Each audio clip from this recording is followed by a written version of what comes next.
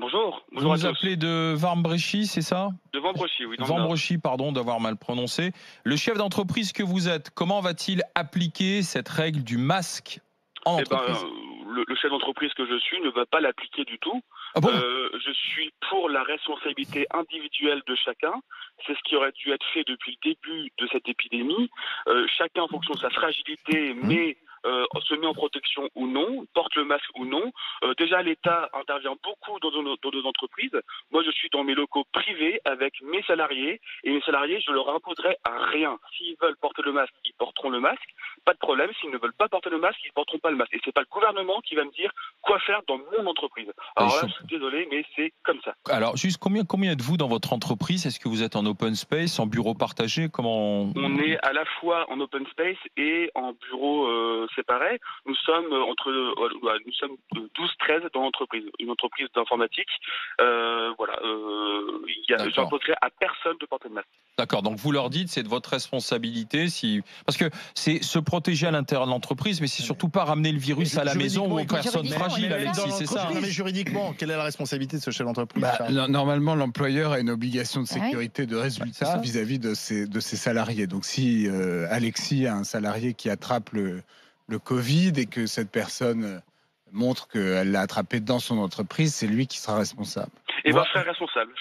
Mais moi, au bout d'un moment, depuis le début de l'épidémie, moi, je suis du côté de la Suède. Responsabilité individuelle. Les fragiles se confinent, se protègent. Ceux qui ne sont pas concernés par un excès de mortalité de cette maladie vivent normalement. Moi, cette épidémie m'a fait beaucoup de mal au moment du confinement, beaucoup de mal. Vraiment, j'ai passé de très mauvais mois. Il y en a ras-le-bol de cette épidémie. Encore une fois, sur RMC, on en parle ce matin, etc. On ne devrait plus en parler. C'est pas plus grave qu'une grippe. Moi, je suis chef d'entreprise, je prends mes responsabilités, mais là, c'est trop. Là, et puis quoi, après, on va nous imposer quoi d'autre? Il y aura des inspections, Alexis, vous ne craignez pas l'inspecteur du travail? Mais moi, j'ai des inspections de tout, des inspections inspection du travail, etc. J'en ai eu encore l'année dernière.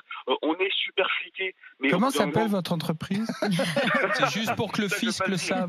Non mais moi, Alexis, j'ai une autre question. Est-ce que vous n'avez pas peur du coup du virus?